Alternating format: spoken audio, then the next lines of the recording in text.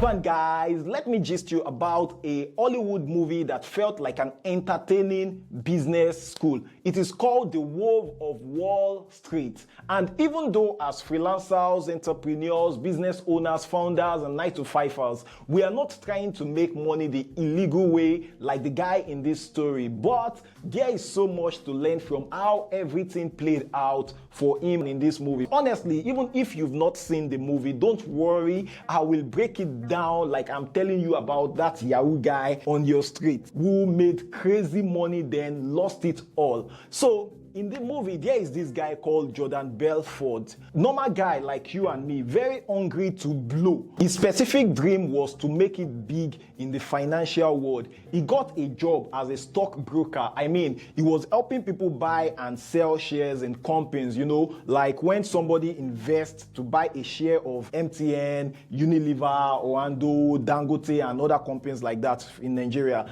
That kind of thing, you know. But Mark Anna told him something that set the tone for everything. He said, your job is to make money from your client's pocket and put it in your own pocket. From that moment, Jordan wasn't thinking about helping people grow their money as an ideal business person ought to be genuinely concerned about giving real value. For Jordan, it was all about him cashing out. From there, I knew that this guy was basically a corporate Yahoo boy in suit and tie. Anyway, the stock market later crashed and Jordan lost his job. So he found another small company that sold something called penny stocks. They are very cheap, low quality shares, like investing people's money in a dead on arrival company. The kind of stock that no rich man who understands investment goes for. But these guys were selling it to normal people like me and you. That's how Jordan started making serious money off people's ignorance. One big reason why you and I must always deeply investigate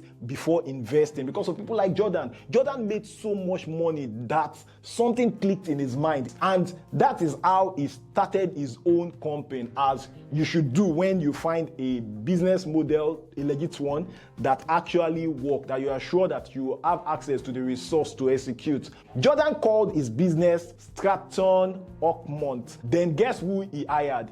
Is street guys, people with no business experiences, just street vibes. He trained them on how to talk fast, sweet mouth clients, and convince the client into buying rubbish. The good lesson here is that sometimes it is cheaper and better to train people you have than incurring the high cost of hiring ready-made experts sometimes. Jordan's company actually blew up. Money started raining in. Private jet, fast cars, party, even hugs. That guy was living lavishly like hush puppy. Imagine a corporate workplace with a blend of sexual orgies, spice of nightclub, and the rest of them. One of Jordan's guys, Donny Azoff, even got intimate with his own cousin Naomi. Talk about wide. Every day was a new level of madness. But that's where things start to fall apart. You see, when you make money the wrong way, you will always be washing your back, scared of being busted. These guys were hiding money in foreign banks, bribing people, living fake life, and slowly the FBI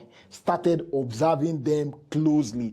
And you know, people are mostly only loyal to their own stomach. When things start to get intense, most of his friends betrayed him. People he thought he loved betrayed him. People he made millionaires betrayed him. They just turned on him to save their own ass, make people prove themselves over time before trusting them substantially.